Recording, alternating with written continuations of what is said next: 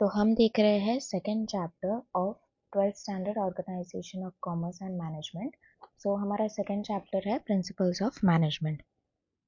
Now हमने पहले ही देखा है कि मैनेजमेंट एक ऐसी एक्टिविटी है जो कि यूनिवर्सल है, आप सब जगह पे यूज़ करते हैं उसको। और प्लस मैनेजमेंट एक ऐसी एक्टिविटी है जो कि बहुत पुराने टाइम से चल रही है। जो हमारा स्टोन एज था जहाँ पे इंसान शिकार कर रहे थे, वहाँ पे भी हम मैनेजमेंट का यूज़ कर रहे थे। बस डिफरेंस क्या था, तब ये प्रिंसिपल्स जो है मैनेजमेंट के, कि आपको मैनेजमेंट किस तरीके से करना है, उसमें आपको क्या क्या लॉजिक यूज़ करना है, ये सब कुछ लिखित में नहीं था। जैसे आप राजा महाराजा के टाइम का भी देखेंगे, किंग्स के टाइम का देखेंगे, तो वहाँ पे भी जो राजा के बच्चे होते हैं, राजकुमार और राजकुमारियाँ होती हैं, उनको भी मैनेजमेंट सिखाया जाता है। उनके जो दरबार होते हैं वहाँ पे टीचर्स रहते थे और वो टीचर्स उनको मैनेजमेंट सिखाते थे, उनको एथिक्स सिखाते थे कि भाई सही गलत का आप फ़र्क कैसे करोगे।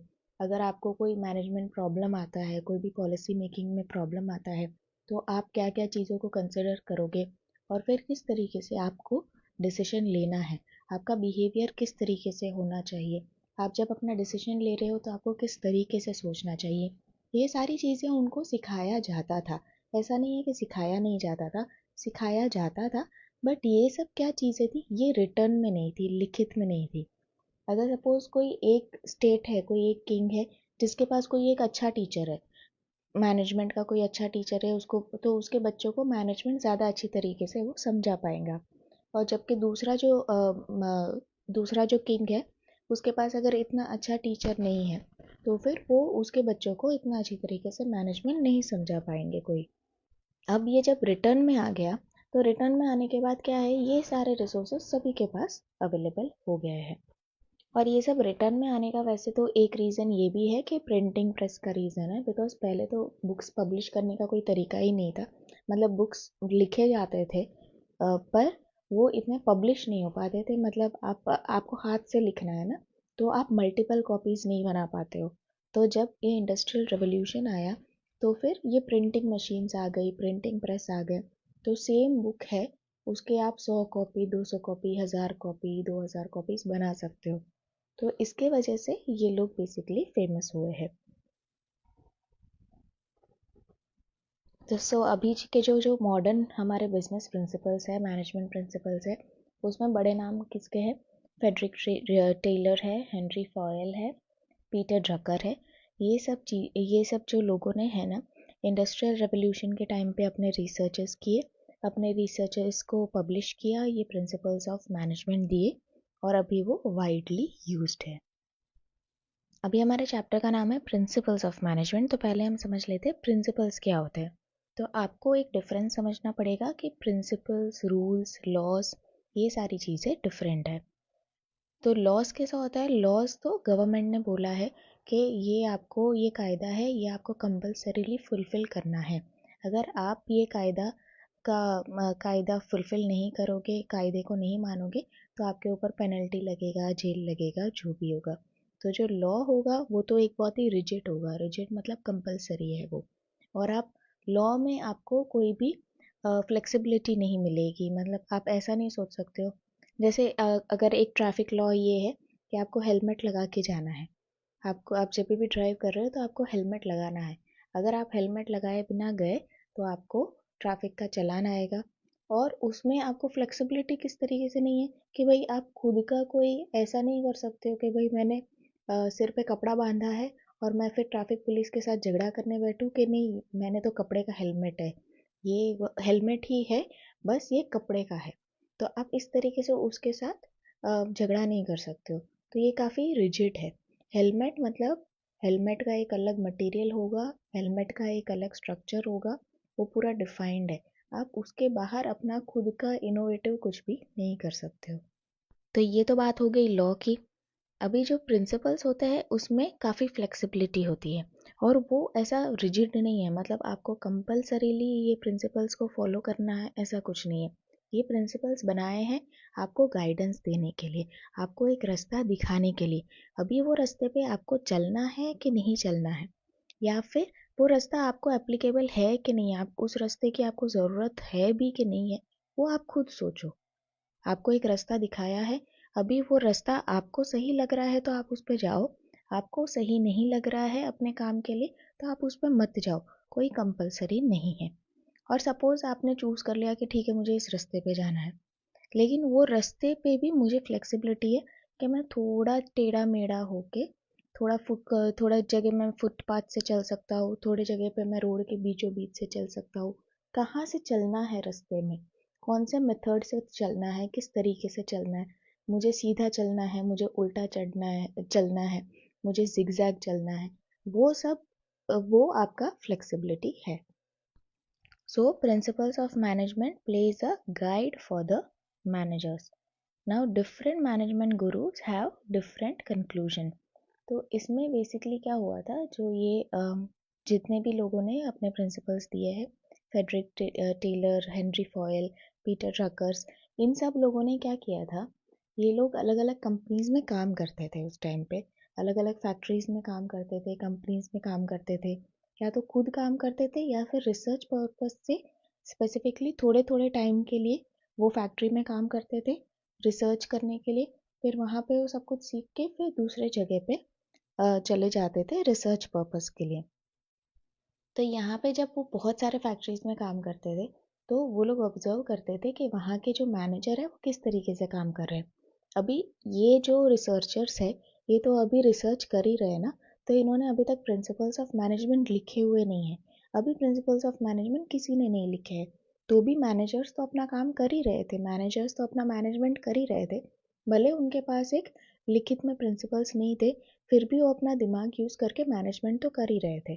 इन रिसर्चर्स ने क्या किया, वो लोग वहाँ पे गए, उन्होंने मैनेजर्स को देखा कि भाई देखो ये मैनेजर के पास एक्स प्रॉब्लम आई तो उसने उसको किस तरीके से सॉल्व किया, उसके पास वाई प्रॉब्लम आई तो उसने उसको किस तरीके से सॉल्व किया। फिर दूसरी कंपनी में गए, वहाँ पे उन्होंने देखा कि एक्स जो प्रॉब्लम है उसका कोई और तरीका है सॉल्व करने का, वाई जो प्रॉब्लम है वो सिमिलर तरीके से सॉल्व किया है। तो ऐसे सभी जगह जाके वो लोग ऑब्जर्व करते थे कि किस किस कैसे कैसे तरीके के प्रॉब्लम्स आते हैं और उसके सोल्यूशन क्या क्या हो सकते हैं। और फिर उन्होंने ये प्रिंसिपल्स बनाए कि आप ये जो प्रिंसिपल्स है ये गाइडलाइंस फॉलो करोगे तो आपके मोस्टली जो प्रॉब्लम्स है वो सॉल्व हो जाएंगे, या फिर जो मोस्टली प्रॉब्लम्स है आपको मोस्टली प्रॉब्लम्स आएंगे नहीं। तो अभी जो भी रिसर्चर्स है उन्होंने प्रॉब्लम्स तो देखी, उसका सोल्यूशन भी देखा, लेकिन उसके जो कंक्लूजन्स है, उसकी जो सीख है, जो रिसर्च, वो तो रिसर्चर के खुद के दिमाग पे डिपेंड करता है ना कि वो एक सिचुएशन देखता है उससे वो क्या सीख लेता है। वो उन सब लोगों ने अलग अलग टाइप के थोड़े सीख लिए, तो फिर उन्होंने जो अपना प्रिंसिपल्स है उसमें आपको दिखेगा कि थोड़े थोड़े डिफरेंट है प्रिंसिपल्स, थोड़े डिफरेंसेस है। मतलब एक पर्सन ने जो बोला है, ऐसा नहीं है कि किसी ने कुछ गलत बोला है, पर एक पर्सन ने कुछ बोला है, 10 प्रिंसिपल्स दिए हैं, दूसरे पर्सन ने 11 या 12 प्रिंसिपल्स दिए हैं, मतलब वो 10 पे ऐड ऑन किया है या फिर कुछ चीज़ें हैं जो माइनस कर दी है। तो ये किस चीज़ पे डिपेंड हुआ, ये बिकॉज सब लोगों का देखने का तरीका अलग है। फॉर एग्जाम्पल अगर मैं और मेरे दोस्त रोड पे जा रहे हैं, ठीक है, किसी आदमी ने हम पे हमला किया किसी चोरी करने के इंटेंशन से, वो आया और उसने बोला कि तुम्हारे पैसे वैसे सब दे दो। अभी एक कुत्ता आया, कुत्ते ने आके वो चोर को काटा या उसको डराया, वो चोर भाग गया, हम दोनों बच गए। अभी मैं ये सोच सकती हूँ, अभी ये एक सिचुएशन है, मैंने भी फेस किया, मेरे फ्रेंड ने भी फेस किया सेम सिचुएशन, लेकिन हम दोनों की सीख अलग अलग हो सकती है। मैं ये सोचूं कि भाई किसी भी आदमी पे कभी भरोसा करने का ही नहीं, कोई भी आके चोरी कर सकता है। मेरा फ्रेंड ये सीखेगा कि भाई कुत्ते तो बड़े वफादार होते हैं, कुत्ते घर पे पालने चाहिए। तो हम दोनों का सिचुएशन सेम था, लेकिन हम दोनों का आउटलुक, देखने का नज़रिया अलग था। मैंने क्या किया, मैंने आदमी पे भरोसा छोड़ दिया और उसने कुत्ते पे ज़्यादा भरोसा किया। तो सेम सिचुएशन में भी हमारी सीख अलग अलग थी। तो यहाँ पे भी रिसर्चर्स का वही है, उन्होंने सिचुएशन तो एक जैसी देखी होगी, साथ में काम नहीं करते थे ये लोग, बट जो सिचुएशन होगी वो सिमिलर सिचुएशन देखी होगी या फिर अलग अलग सिचुएशन भी देखी होगी, लेकिन उन्होंने अपनी सीख के हिसाब से, अपनी समझ के हिसाब से फिर स्लाइटली अलग अलग प्रिंसिपल्स दिए। इसलिए आप देखो कि प्रिंसिपल्स में ह्यूमन एलिमेंट बहुत ज़्यादा है। मतलब जो रिसर्चर ने भी अपना ह्यूमन एलिमेंट, मतलब एक अपनी सीख और समझ के बेसिस पे सब कुछ ज़्यादा है, चीज़ें काफ़ी फ्लेक्सिबल है। अगर आपको एक मेथड बताया, आपको एक रास्ता बताया, रास्ते पे ढंग से जाओगे, संभल के जाओगे तो आपका अच्छा रिजल्ट आएगा। अगर रास्ते पे कूद कूद के जाओगे, फिसल जाओगे तो आपका रिजल्ट अच्छा नहीं आएगा। तो इस पे भी डिपेंड करता है कि आप उसको किस तरीके से इम्प्लीमेंट कर रहे हो। So the people got perfect results. Sorry, as per the execution, people got perfect results. These principles have become part of the management procedure for the business unit. In the business unit, some rules, principles might be formed in relation to human behavior also. The achievement of goals become easy. These principles are called principles of management. So what are principles of management? Principles of management plays a role of guide for the management. They are not rules. It is a sum, a total of the assumptions and the experiences of the researcher. Different management gurus have different conclusion for different situation, and principles of management are basically practical solution for different problems. Next step, by making the principles of management have direct relationship with human behavior. तो वो मैंने आपको बताया, आप अगर अच्छी तरह अपने प्रिंसिपल्स को अप्लाई करोगे तो वो अच्छी तरह आपको रिवॉर्ड देगा। फॉर एग्जांपल एक मैं बताती हूँ। एक प्रिंसिपल ये है कि आपको रेम्यूनरेशन मिलना चाहिए, मतलब आपके जो भी एम्प्लॉयज़ है उसको प्रॉपर रेम्यूनरेशन मिलना चाहिए, प्रॉपर रिवॉर्ड मिलना चाहिए। मतलब अगर कोई इंसान अच्छा काम कर रहा है तो उसको थोड़े ज़्यादा पैसे मिलने चाहिए। अगर कोई इंसान इतना अच्छा काम नहीं कर रहा है तो उसको थोड़े कम पैसे मिलेंगे। अगर किसी इंसान के पास ज़्यादा एक्सपीरियंस है तो उसको ज़्यादा पैसे मिलने चाहिए, और कम एक्सपीरियंस है तो कम पैसे मिलेंगे। तो इस तरीके से आपका जो एफिशिएंसी है, आपका जो एक्सपीरियंस है, ये सब कुछ मिला के डिटरमाइन होगा कि आपका रेम्यूनरेशन क्या है। ठीक है, ये तो आपका प्रिंसिपल हो गया। अभी जो अलग अलग मैनेजर्स है इसको अलग अलग तरीके से इम्प्लीमेंट करेंगे। अभी फॉर एग्जांपल मेरे कंपनी में एक मैनेजर है जो, मतलब हमारे ऑफिस का पॉलिसी है कि आपको इसी तरीके से रेम्यूनरेशन मिलेगा। ज़्यादा एक्सपीरियंस है तो ज़्यादा पैसे मिलेगा, ज़्यादा एफिशिएंसी है तो ज़्यादा बोनस भी मिलेगा आपको एक्स्ट्रा। अभी ये प्रिंसिपल तो है, ये फॉलो हो रहा है मेरे बिजनेस में। अभी एक मैनेजर आया, मैनेजर इस चीज़ को फॉलो कर रहा है, ढंग से फॉलो कर रहा है, प्लस हमसे अच्छी तरह बात भी कर रहा है, तो तब तक कोई प्रॉब्लम नहीं। वो मैनेजर दूसरे कंपनी में चला गया। अभी एक नया मैनेजर आया। अभी ये जो मैनेजर है वो हम पे एहसान जता रहा है कि भाई मैं तुमको अपने पॉकेट मैं तुमको पैसे दे रहा हूँ फिर भी तुम काम नहीं कर रहे हो। हम काम कर रहे हैं, हमको वो काम करने के लिए हमें कंपनसेशन मिल रहा है, हमें रेम्यूनरेशन मिल रहा है, फिर भी वो मैनेजर के पैसे दे रहा हूँ करके एक मेंटल हैरेसमेंट कर रहा है। तो ये क्या हो गया, ये वहाँ पे ह्यूमन एलिमेंट हो गया। सेम ही चीज़ हो रही थी, पहले भी सेम चीज़ हो रही थी, बाद में भी सेम चीज़ हो रही थी, जस्ट बिकॉज वो मैनेजर के बिहेवियर की वजह से आपको जो सेकेंड इंस्टेंस है वहाँ पे एम्प्लॉय का डिससेटिस्फैक्शन ज़्यादा मिलेगा। तो यहाँ पे इसके लिए कहा गया है कि ह्यूमन बिहेवियर के साथ हर एक प्रिंसिपल का डायरेक्ट रिलेशन है। प्रिंसिपल आपने अप्लाई कर दिया, लेकिन उसके साथ आपका ह्यूमन बिहेवियर भी कैसा है वो भी आपको देखना ज़रूरी है। नेक्स्ट है, principles of management are the detailed and perfect guideline for decision making and its implementation. तो ये गाइडलाइंस है, डिटेल में सभी रिसर्चर्स ने गाइडलाइन को डिस्कस किया है।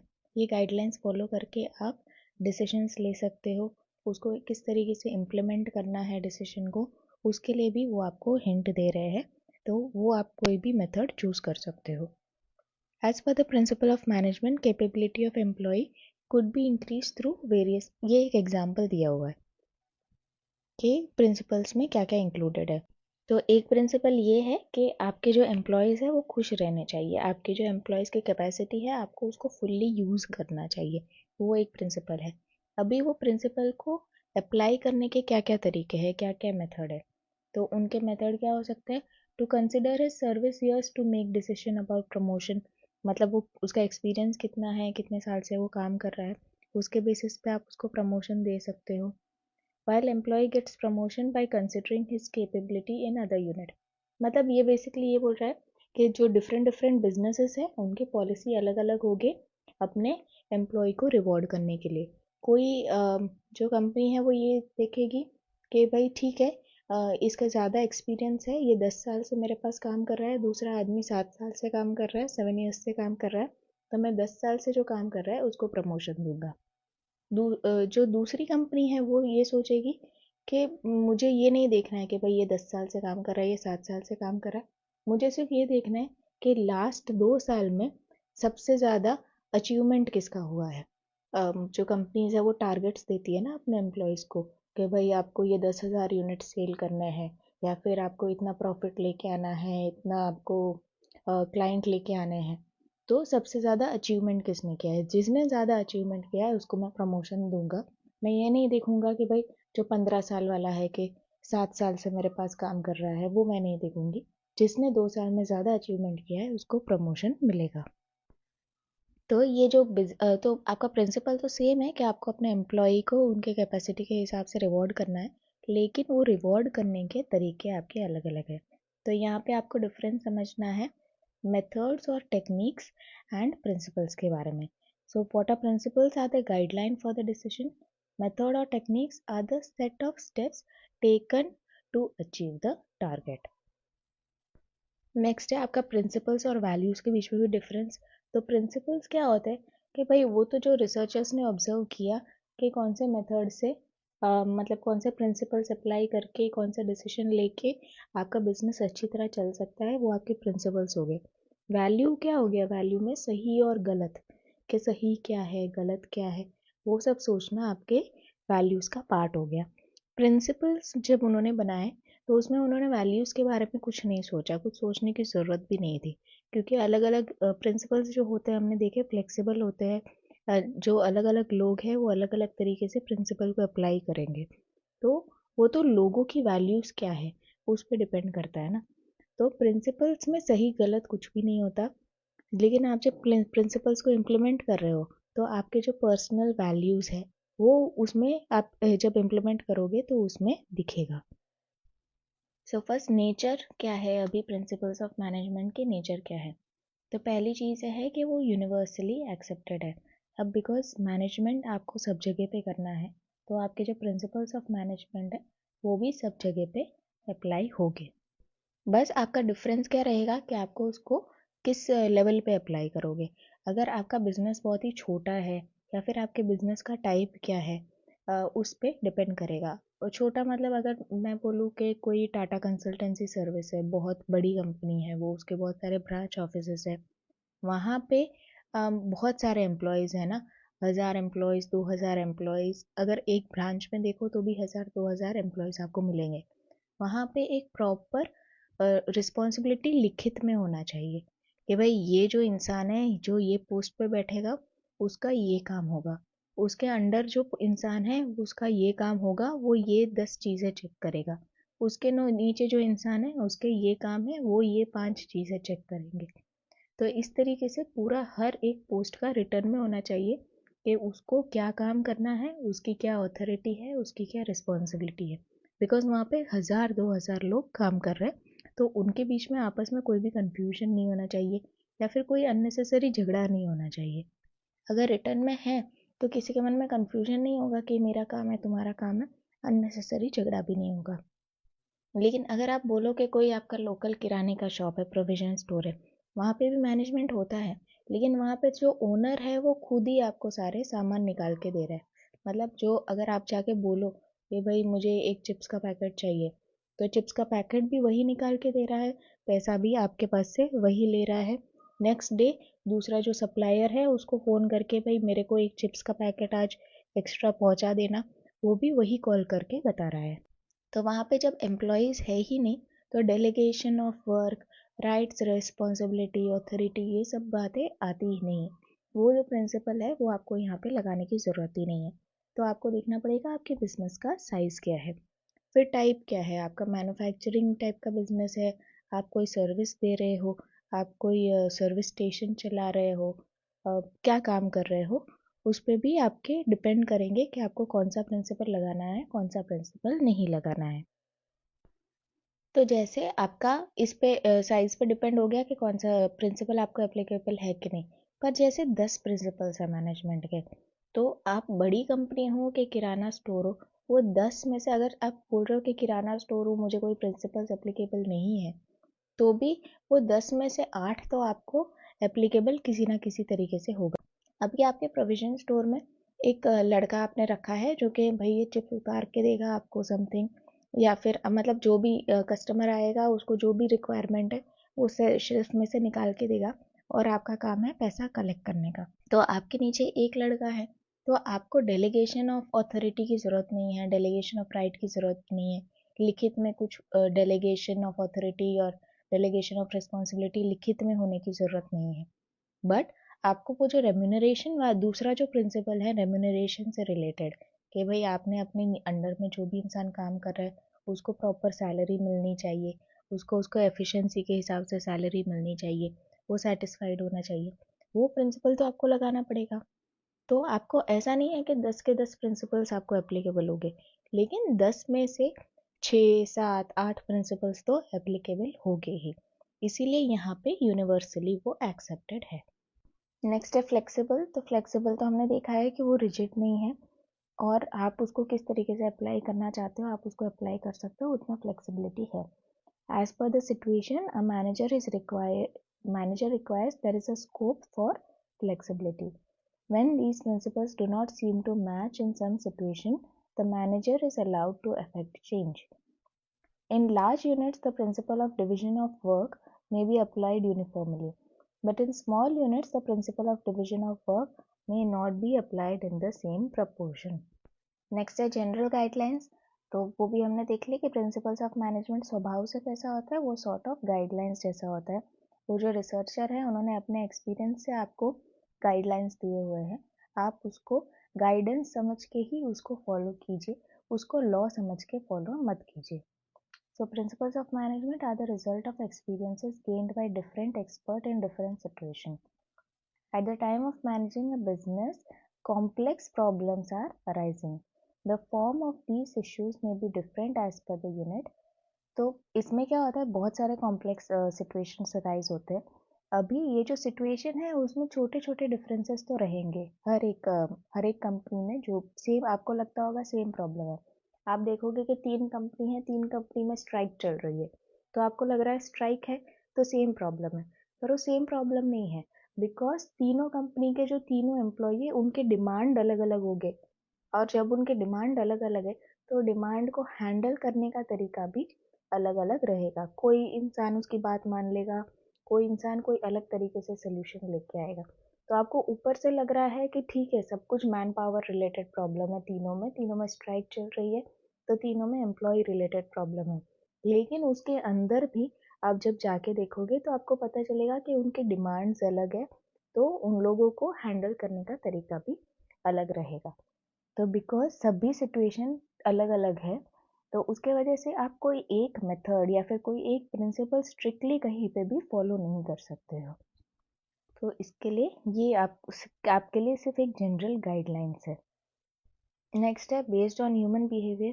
तो ह्यूमन बिहेवियर में मैंने जैसे आपको एग्जांपल दिया था कि आपने वो रेम्यूनरेशन का प्रिंसिपल लगा दिया, जो फर्स्ट मैनेजर है उसने भी रेम्यूनरेशन का प्रिंसिपल लगाया, दूसरे मैनेजर ने भी रेम्यूनरेशन का प्रिंसिपल लगाया, लेकिन जो फर्स्ट मैनेजर है वो प्रिंसिपल उसने इम्प्लीमेंट किया प्लस वो अपने एम्प्लॉयज से अच्छी तरह बात करता था, और जो सेकंड मैनेजर है उसने सेम प्रिंसिपल यूज़ किया लेकिन वो अपने एम्प्लॉय को नीचा दिखाता था या फिर गंदी तरीके से बिहेव करता था उनके साथ।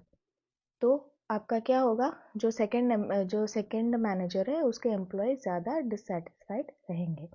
तो यहाँ पे पूरा ह्यूमन बिहेवियर पे डिपेंड करता है। आप प्रिंसिपल्स तो आपने अप्लाई कर दिए, प्रिंसिपल्स किस तरीके से अप्लाई करोगे उस पर भी ह्यूमन बिहेवियर इम्पैक्ट करता है। As human is at the center of the management, the principles of management may seem to have a big effect on human behavior. Principles of management has direct relation with human behavior. As the human behavior is a psychological phenomena, it is necessary to consider while implementing principles of management. तो human behaviour सभी humans का अलग अलग है, और plus मतलब जो principles को इम्प्लीमेंट कर रहा है उसका भी बिहेवियर अलग अलग है, और प्लस जिसके ऊपर आप प्रिंसिपल इम्प्लीमेंट कर रहे हो मतलब आपके जो एम्प्लॉयज़ हैं वो भी अलग अलग तरीके के होंगे। अभी जैसे मैं अपने ऑफिस की ही बात कर लेती हूँ, ऑफिस में हमारे जूनियर्स होते हैं जैसे कि, तो मतलब हम तो उनको सैलरी नहीं देते हैं कभी, उनको तो फिर जो हमारा जो बॉस है, जो कंपनी का हेड है, वो लोग उनको सैलरी देते हैं। तो हमको तो कभी वो देखने की ज़रूरत भी नहीं है कि भाई आपको कितनी सैलरी मिल रही है समथिंग, बट हम बिकॉज वो हम लोग सब साथ में काम कर रहे हैं, ठीक है वो मेरा जूनियर है बट मुझे उससे काम निकलवाना है, तो हमारा पूरा फोकस किस पे रहता है कि हम उनके साथ किस तरीके से काम निकलवा सकें। और मतलब उसके लिए ये बहुत डिपेंड करता है कि हम उनके साथ किस तरीके से बिहेव कर रहे हैं। तो आप देखोगे बहुत सारे आपके जूनियर्स ऐसे हो गए कि स्पेशली जब बहुत यंग में ज्वाइन करते हैं 22-23 में, अब कुछ लोग ऐसे होते हैं अगर आप उसके साथ अच्छी तरह बात करो ना तो वो अच्छी तरह आपको काम करके देंगे, और अगर आप उसको डांट दो, कभी आपने उसको गलती से डांट दिया तो जैसे रोने जैसे हो जाएंगे, या फिर बहुत ही ज़्यादा डिप्रेस हो जाएंगे कि भाई मैंने इतना अच्छा काम किया फिर भी मेरी गलती के लिए मुझे डांट दिया। गलती होगी वो तो मानेंगे, पर उनका फोकस इस पे रहेगा कि भाई मैंने 10 काम तो अच्छे किए, आप मेरे को 2 काम के लिए डांट रहे हो। तो हमें इन लोगों को बहुत प्यार से हैंडल करना पड़ता है। एट द सेम टाइम दूसरे लोग ऐसे होते हैं, अगर तुम उससे प्यार से बात करो ना तो वो एक भी काम नहीं करके देंगे। वो उनका पूरा फोकस इस पे रहेगा कि मैं किसी तरीके से पूरे सिस्टम को अब्यूज़ करूँ और किसी तरीके से मैं काम को अवॉइड करूँ। तो इन लोगों के साथ आपको थोड़ा स्ट्रिक्टली रहना पड़ेगा। तो जो प्रिंसिपल्स को इम्प्लीमेंट कर रहा है उसका तो ह्यूमन बिहेवियर है ही खराब, मतलब सही गल मतलब जो फर्स्ट एग्जांपल में हमने देखा था। अभी ये जो जूनियर्स की मैं जो बात कर रही हूँ, तो मैं इनके ऊपर प्रिंसिपल्स इम्प्लीमेंट कर रही हूँ, वो रिसीविंग एंड पे है, उनका भी बिहेवियर बहुत ज़्यादा अलग है। तो मैं जब उनसे काम निकलवा रही हूँ तो मैं सबको सेम तरीके से मैं अपना काम नहीं निकलवा सकती। किसी से मुझे प्यार से बात करना है, किसी से मुझे स्ट्रिक्टली बात करना है। तो यहाँ पे जो रिसीविंग एंड पे है प्रिंसिपल्स या मेथड्स के जो रिसीविंग एंड पे है उसका भी ह्यूमन बिहेवियर देखना ज़रूरी है। नाउ फाइनली है कंटिंजेंसी। कंटिंजेंसी का मतलब होता है एक अनएक्सपेक्टेड सर्कमस्टेंसेस, या फिर एक ऐसा situation which is subject to chance. मतलब ये कभी हो सकता है या फिर कभी अचानक से आ गया ऐसा सिचुएशन, वो होता है कंटिंजेंसी। तो कंटिंजेंसी सिचुएशन में भी आप ये प्रिंसिपल्स लगाएंगे। जैसे कि हमने एग्जांपल देखा, स्ट्राइक हो रही है कंपनीज में, तो वो एक कंटिंजेंसी सिचुएशन है। मतलब वो रेगुलर चीज़ तो है नहीं कि हर महीने होगी या साल में एक बार तो होगा ही स्ट्राइक, ऐसा नहीं है। किसी कंपनी के लाइफ टाइम में एक या दो मेजर स्ट्राइक हो गए, बट फिर भी आपको इस जो सिचुएशन के लिए रेडी रहना है। और ऐसी कोई सिचुएशन आ जाए, अनएक्सपेक्टेड सिचुएशन भी आ जाए, तो उसमें भी आपको ये प्रिंसिपल्स अप्लाई करने हैं। तो ऐसे कंटिजेंसी सिचुएशन में भी अगर आप ये प्रिंसिपल्स अप्लाई करोगे तो ये आपको हेल्प करेगा in the achievement of your goal. So achievement contingency is one of the element बोल सकते हो, सिचुएशन बोल सकते हो। Contingency is one of the situation in which you have to apply the principles of management. Achievement of goal can be made easier by the unit with taking required decision through usage of these principles in certain unavoidable situation। अगर आप ऐसे unavoidable situation में फंस गए, तो अगर आप ये जो प्रिंसिपल्स है उसको यूज करके अपने डिसीजन मेकिंग करोगे तो आप अपने गोल्स अचीव कर पाओगे। बेसिकली इतना ही लिखा है। इस चैप्टर का इंग्लिश इतना अच्छा नहीं है, मतलब इंग्लिश अच्छा होगा बट थोड़ा कंफ्यूजिंग सेंटेंस फॉर्मेशन है। तो इसके साथ हम यहाँ तक कंप्लीट करते हैं। नेक्स्ट सेशन में हम importance of principles of management देखेंगे। Thank you.